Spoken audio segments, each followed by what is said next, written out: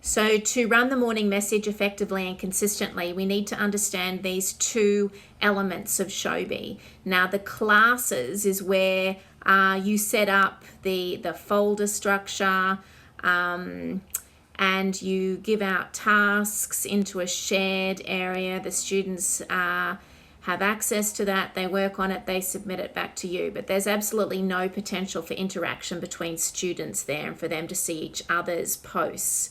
So to do this morning message, what we're going to get them to do is to access the message from you within the class folder, but then you're going to direct them towards the group discussion, which is where they can see each other's posts and where there is lots of potential for interaction and collaboration.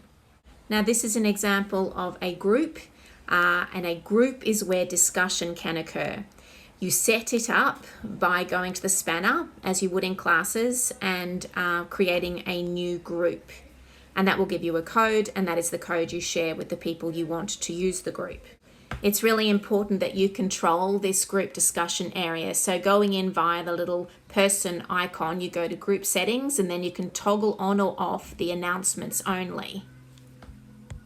If it's toggled off, your students can post to that group. If it's toggled on, that means that you are the only person to post to it because you have said that it's for announcements only. This is quite important when it comes to the morning message because you want it to be announcement only until a particular time when you want the kids to be in there interacting and answering your question if that's what you're going to do. And then you want to be able to turn it back to announcements only when you don't want them interacting any further. So this shows the whole process for a student.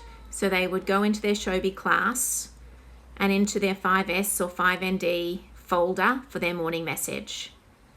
They would view or read the morning message from their teacher. In this case, it's Damien, and the file is going to take just a little time to load.